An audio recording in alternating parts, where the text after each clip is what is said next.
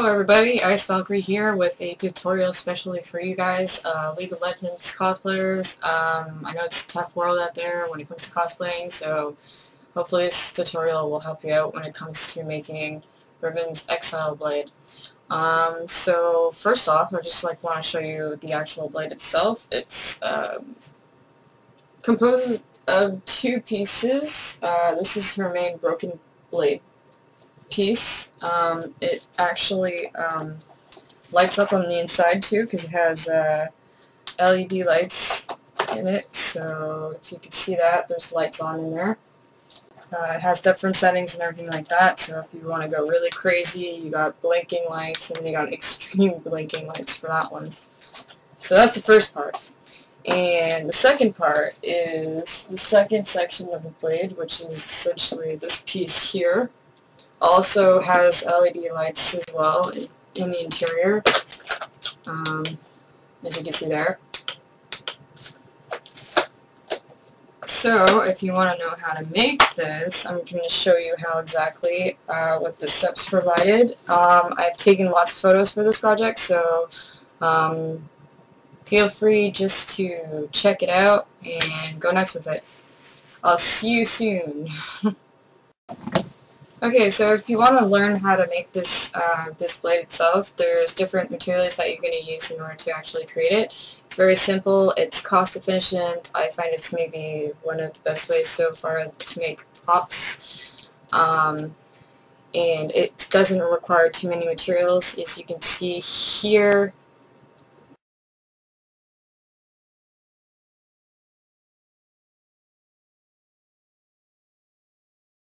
we have a list of items, and essentially what you're going to need is cardboard. If you guys have boxes laying around in the house, it's great and everything like that. You're going to need that. You're going to need scissors. You're going to need either markers or permanent markers or pencil to trace whatever pattern it is you're making for the shape of your sword. I did a basic shape pattern based on one that I found on the internet. Not exactly too sure who provided it. I don't know if it's the originals or not, but that's this one here.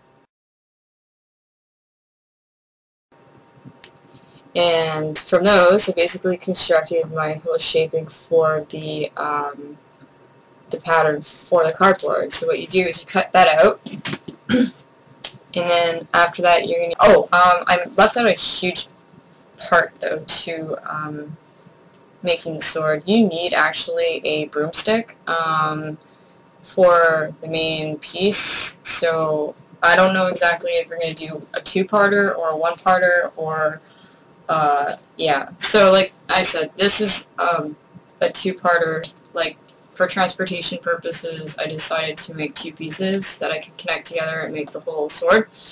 So what I did was that I have actually, like, part of the broomsticks actually through here, like the handle piece, all the way through up to this point here, which is like our middle piece. And essentially inside there's this is like the tip part that I like cut off.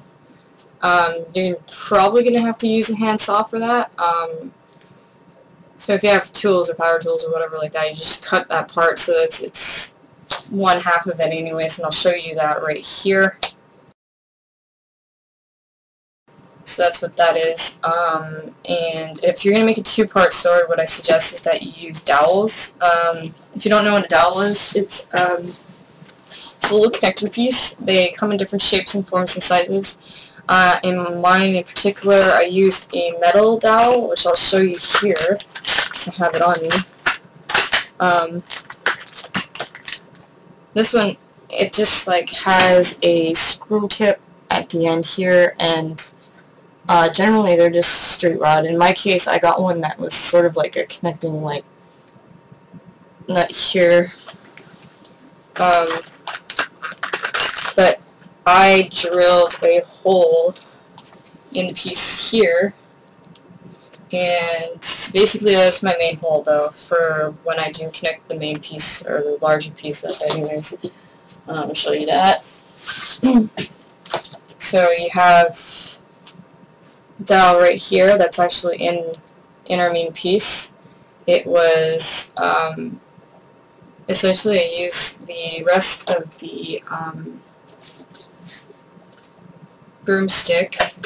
So the main broomstick's actually going through the rest of the actual piece of my sword here inside. So all of this that you see here is literally like cardboard, foam, and Worbla with of course the wooden broomstick that's inside there holding everything together. But yeah, like this dowel part is actually screwed inside the wood piece that's like basically the center of our whole entire sword. So that's that, and I'll show you how to connect it. It's a little bit difficult in the sense that like you have to kind of like puzzle piece it together, because you know there's so many different ways of doing things. Holy crap, this thing's huge though. So I'm holding it the wrong way. Hey, okay, it's this way, and essentially you're gonna just push this in here. And push it down, and then it connects like that.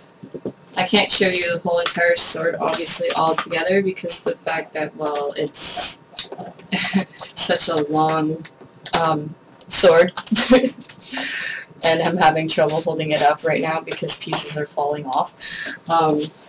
So these two pieces are together now, and it's all one piece, which you can see in the photos here. Use your next material, which is basically the spray foam or insulation foam. Basically, you just go to your hardware store, look in one of the aisles, and if it's insulation foam, it's usually the kind that comes in the spray can, which is what you'd find here. And with that, you're going to be spraying. I would recommend actually doing this either outside or in an area where it's not too cold and not too warm. I like the basement part is actually pretty good. I recommend also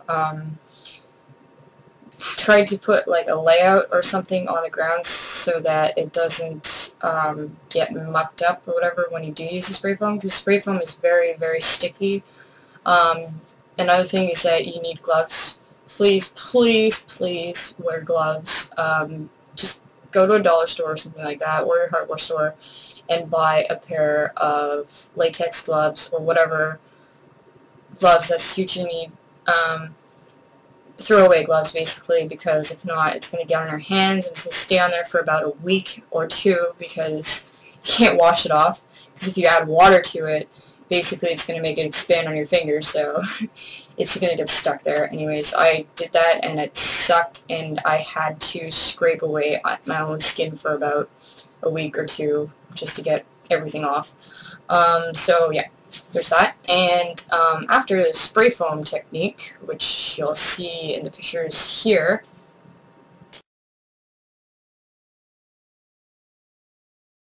bubble swords, awesome bubble swords. So that was a really cool thing that I got to do there, and I had some fun with it as well.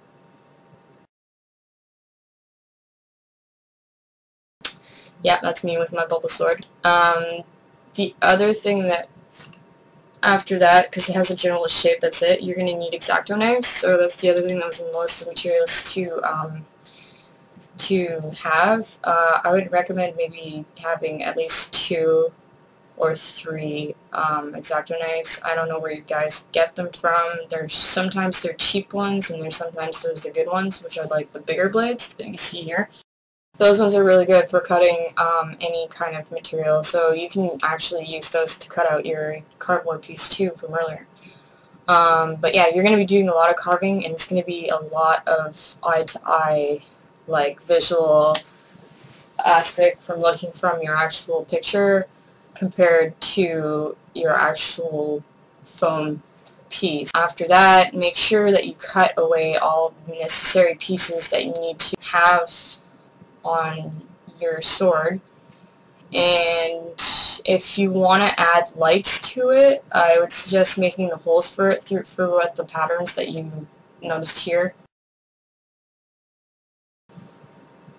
And so if you are interested in LED lights, there's this wonderful website that's called Sparkfun, and they have basically all of your essentials when it comes to building materials and LED lights and everything like that. If you're not too familiar with this is a starter pack actually that I had for the LED wire that I installed in my sword.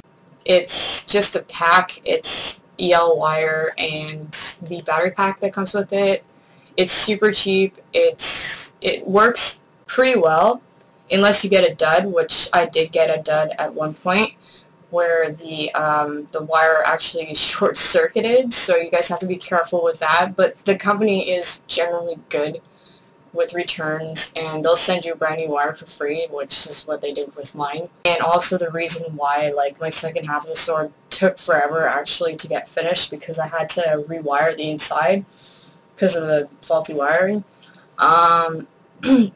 So for that, you're basically going to try to install the wire. Sorry, I'm like scratching my nose. You're going to try to install the wire around and inside the hole parts of your actual sword itself. I'm just going to show you a picture of the cutaway from where, actually I'll just show you in general on my actual piece. I cut out the base of the sword part, and I had made a, hole here. If you can see the hole at the base of my sword, or the hilt, or whatever you would call it. And I made a hole in here so that I can install the wire to go through in the piece. And what it does is that the wire that it's connected to is the main piece of wiring, and it's all strung up inside here. And with this hole that's at the bottom, though, is cool because you could just stick the battery pack in there and then have the lid, just like this little piece here, and cover it up. And you can open it up and close it whenever you feel like it, turn the piece on and off, and it works just well like that. So if you like to wire or try to experiment wiring, that's a really cool thing to add some effect to your props, especially if they have some kind of crazy sparkling effect thing going on. So this that one. Okay, so in the process of this whole wiring thing, you're also going to be paper macheing. This is optional. This is something that I did to actually just compact and to straighten out the foam. You don't necessarily have to paper mache it. You can also use sheet foam. So if you go to a Walmart or a dollar store, might have it in packages, but like I use this craft foam, sheet foam, like religiously with any of props, armors, and all that kind of stuff. So you can just take that and you just basically use it as like a solid straight piece over your prop, and then after that you're going to be using obviously our main material, which is the Warbler.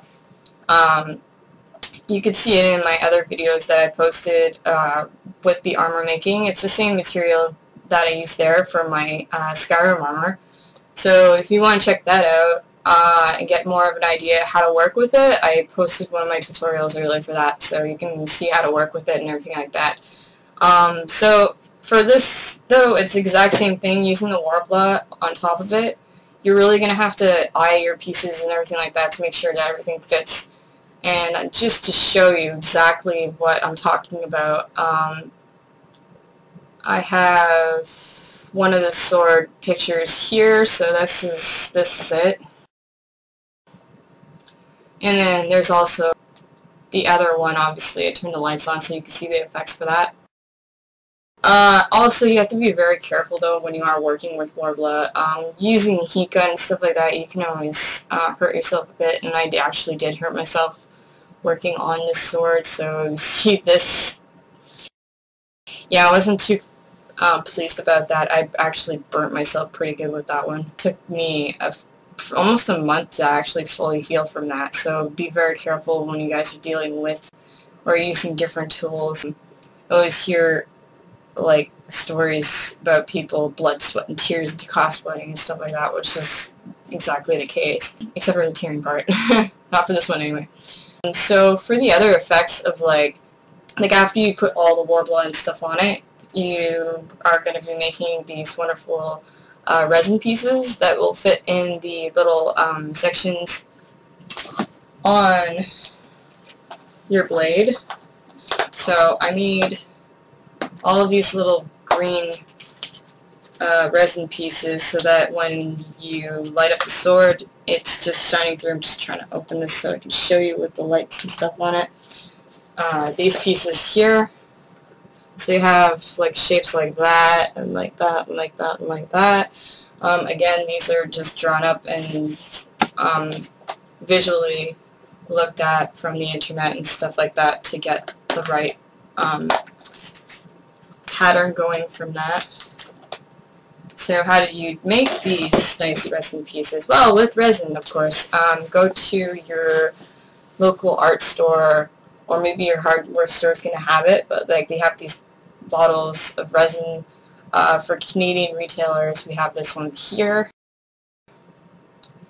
And essentially, you're just going to be mixing, you're going to have to eye how much you're going to need anyways for your resin pieces. And in order to make those pieces and shapes, a really cool method that I found online was basically you're going to take clay and form these like pieces into those shapes, and then after that you're going to use, it's liquid latex, which is this, it comes in a tube anyways, and you take your paintbrush that you will throw away eventually and cover over layers, several layers anyways, on top of the clay until it dries. It dries quite quickly. It is a little bit time consuming though, I have to say, but you do enough layers so it's thick enough to actually peel off, and then there's a sort of kind of like inner mold, like kind of like a negative to it, and then you're going to use that to pour the resin into so that it takes the form, and then you're going to put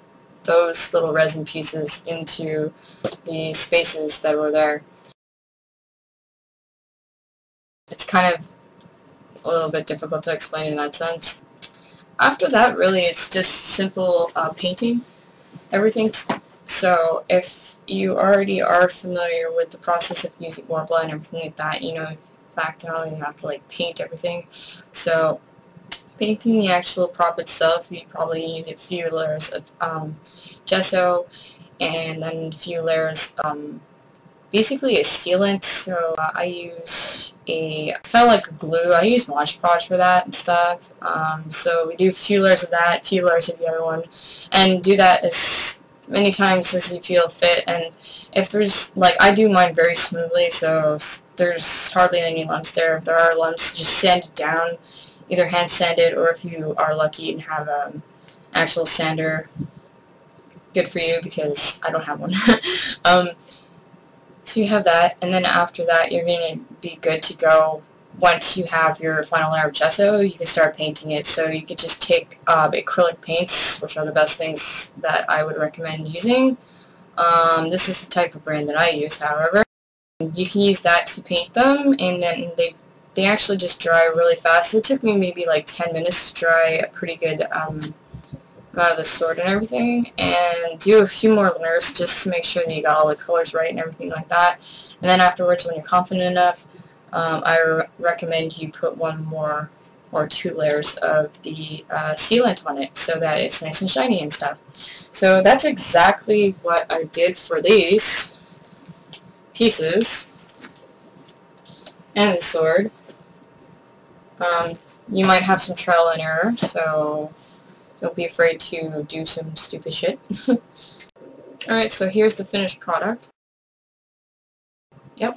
Okay, so if you guys want to do it that way, there is the two pieces, and you can always just take the two parts apart and have the first part, which is this piece here again, to take lighter photos. It is a little bit heavy with the two pieces together though, however. The first piece is not so bad to hold around if you want to swing it around and stuff like that. I wouldn't recommend hitting anybody with it though, because Worbla is kind of solid.